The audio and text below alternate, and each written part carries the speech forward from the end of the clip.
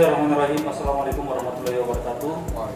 Selamat malam, salam sejahtera buat kita semua. Yang kami hormati Kepala Dinas Kesehatan Kota Palu, Pak Dr. Husaima, dan Ketua Tim Surveillance Pak Dr. Ahmad. Yang kami hormati juga rekan-rekan media, wartawan, dan rekan-rekan dari Dinas Komunikasi dan Informatika Kota Palu. Pertama-tama marilah kita panjatkan puji dan syukur kehadirat Allah Subhanahu wa taala, Tuhan Yang Maha Esa, karena atas rahmatnya lah kita masih dapat diberikan kesehatan untuk memberikan informasi terkait data COVID terbaru hari Minggu tanggal 25 Oktober tahun 2020. Saya selaku Kabak Humas dan Pak Dr. Ahmad selaku tim serta Pakades Kesehatan Kota Palu akan menyampaikan informasi terbaru tersebut. Untuk pertamanya kami silakan kepada Pak Dr. Ahmad untuk menyampaikan data COVID terbaru kepada Bapak kami. Silakan. Assalamualaikum warahmatullahi wabarakatuh dan selamat malam. Yang saya hormati Bapak Kepala Dinas Kesehatan Pemerintah Kota Palu, Pak Dr. Husaima, Pak Kepala Bagian Humas Pemerintah Kota Palu, Pak Gunawan, rekan-rekan media center, Kominfo, dan rekan wartawan. Hari ini Minggu tanggal 25 Oktober tahun 2020, kami dari Satgas Penanganan Pengendalian Penyebaran COVID-19 Kota Palu akan merilis updating data pemantauan COVID-19 di Kota Palu. Untuk pelaku perjalanan, hari ini dilaporkan oleh tim surveillance ada 38 kasus pelaku perjalanan yang baru.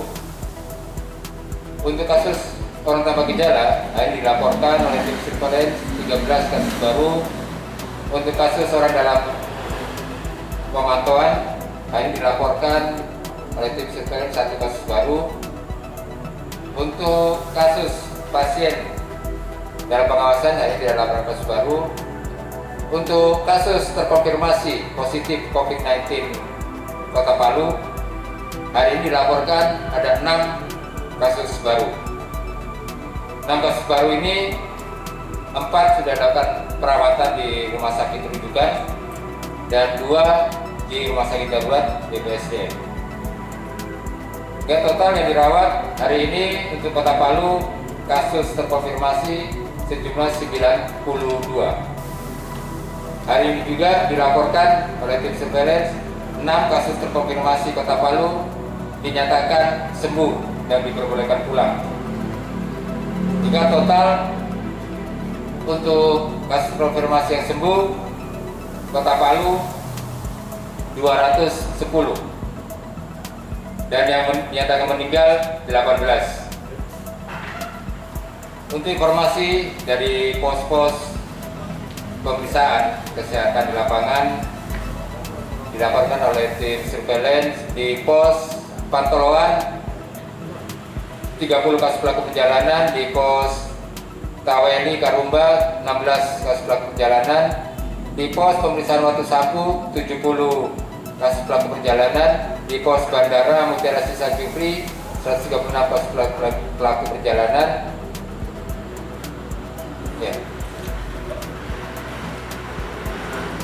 Untuk informasi tambahan bahwa hari ini juga dilaporkan daerah-daerah tetangga atau provinsi-provinsi tetangga di sekitar Provinsi Sulawesi Tengah ada kasus baru. Di Sulawesi Selatan 43 kasus baru, Sulawesi Utara 33 kasus baru, Gorontalo 19 kasus baru, Sulawesi Barat 9 kasus baru, Sulawesi Tenggara 43 kasus baru. Terima kasih Pak Dr. Ahmad selaku Ketua Tim Surveillance atas informasinya. Kemudian yang kedua, ada hal-hal yang penting yang akan disampaikan oleh Pak Kepala Dinas Kesehatan Kota Palu kepada Bapak Dr. Husaima, kami persilakan. Bismillahirrahmanirrahim. Assalamualaikum warahmatullahi wabarakatuh. Selamat malam, salam sejahtera buat kita sekalian. Yang saya hormati Kabak Humas Pemerintah Kota Palu, yang saya hormati Ketua Surveillance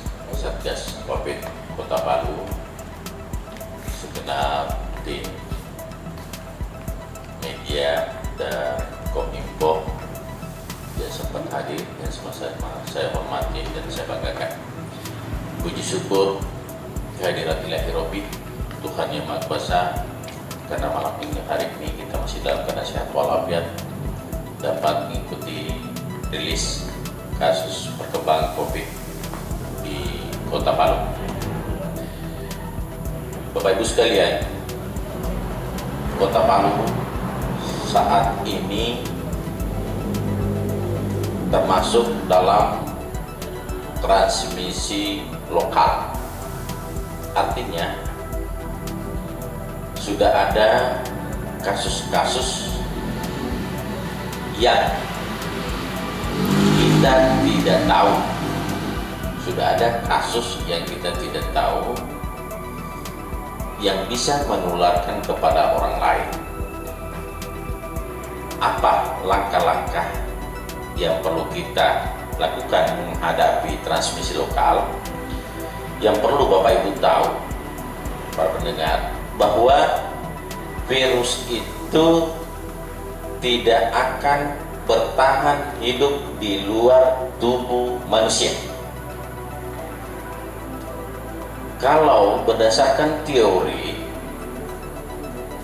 berdasarkan analisa dari beberapa pakar, bahwa tergantung di media mana virus itu melekat, sehingga ada menyimpulkan antara 2 jam sampai 3 hari, maksimal 3 hari bisa bertahan hidup kalau di luar tubuh manusia. Dengan demikian, cara melawan untuk kasus transmisi lokal tidak ada cara lain selain protokol COVID harus secara masif untuk seluruh warga Kota Palu. Kalau itu tidak bisa kita lakukan, maka kita sudah bisa prediksi tadi bahwa kasus setiap hari selalu saja ada, dan sekarang sudah yang masih dirawat 92 dan kasus sudah 210. Ini kita bisa cegah dengan kesadaran. Jangan, saya harapkan kepada saudara-saudaraku, jangan hanya memakai masker jika ada satgas dari Satpol PP, kepolisian, TNI baru pakai masker. Ini semata-mata untuk kebaikan kita bersama. Yang pertama sebenarnya adalah mencuci tangan dulu.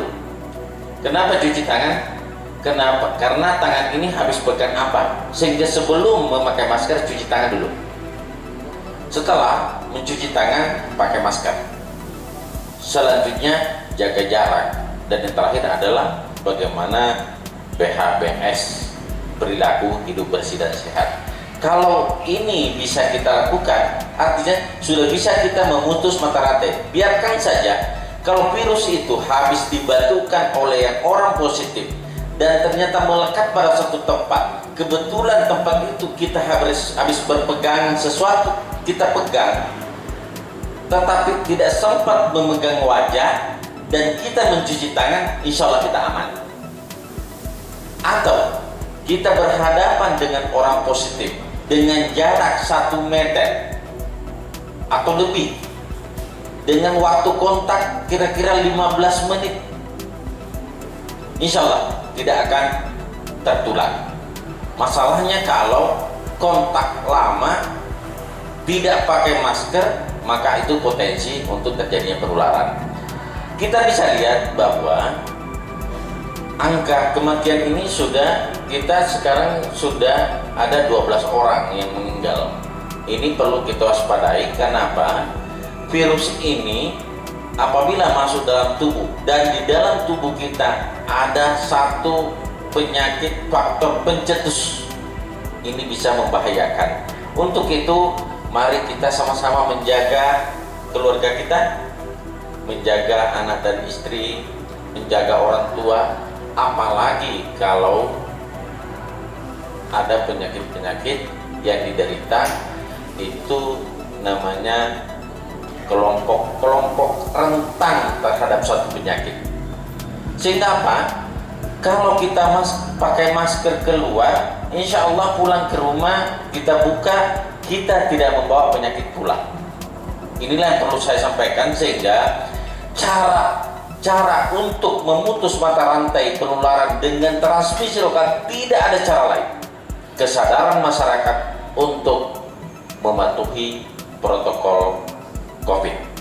Kalau itu tidak bisa kita laksanakan, maka kita bisa lihat sekarang begitu banyak kasus setiap hari bertambah. Alhamdulillah juga memang ada kesembuhan, tetapi kita berharap bersama bahwa angka kesembuhan itu lebih besar daripada angka yang terkonfirmasi, sehingga nanti pada waktunya akan kembali lagi ke fase-fase dahulu di mana Kota Palu pernah zero. Itu harapan kami kepada seluruh masyarakat Kota Palu. Janganlah sampai pemerintah melakukan satu upaya-upaya dengan memberlakukan sanksi-sanksi yang begitu keras sampai Bapak Ibu sekalian baru sadar. Lebih baik kesadaran itu muncul dari dalam diri masing-masing, bahwa kalau saya terkonfirmasi positif, saya bisa membahayakan keluarga, saya bisa membahayakan anak, bisa membahayakan saudara-saudara saya di Kota Palu, apalagi untuk kelompok-kelompok rentan. Nah, sekaitan dengan itu juga, sesuai dengan edaran Bapak Gubernur yang terbaru, bahwa besok tanggal 26 Oktober 2020 untuk pelaku perjalanan dari luar Sulawesi sudah berlaku hanya rapid test. Ini perlu kita waspada. Kenapa? Rapid test ini, kalau ada orang yang tertular dan baru masuknya kuman itu hari pertama sampai hari keempat, biasanya masih non reaktif. Biasanya reaktifnya itu hari kelima ke atas. Sehingga apa? Non reaktif itu belum menjamin tidak ada kasus COVID. Reaktif pun belum tentu COVID, apalagi non reaktif.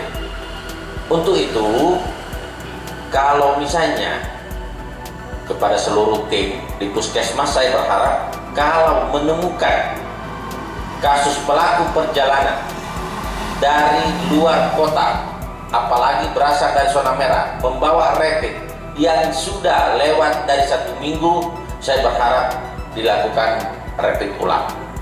Ini untuk menjaga kemungkinan terjadi di mana pada saat kontak dengan kasus positif belum timbul imun, sehingga rapidnya masih non reaktif. Saya kira melalui kerjasama semua, termasuk tim surveillance, saya sudah bicara, tim surveillance sudah menemukan lebih dari 1000 kasus yang terkonfirmasi positif.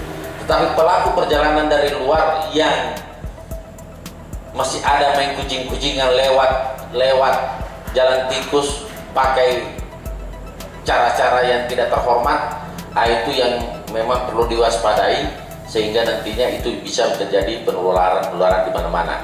Namun demikian, kalau seluruh masyarakat Kota Palu patuh dan taat dengan protokol COVID, insya Allah kita bisa kembali seperti semula, di mana Kota Palu pernah zero.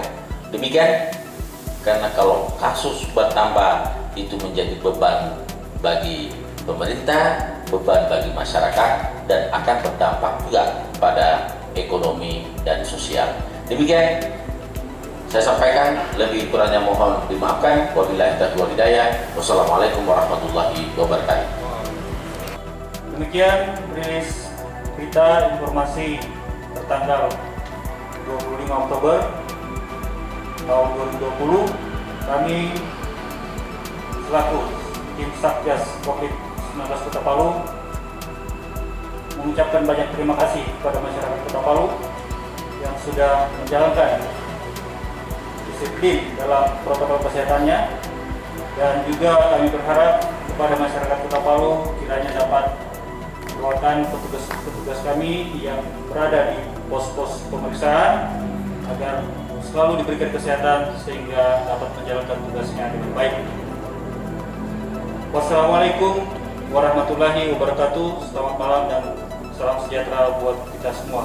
Mari kita lawan dan cegah COVID-19.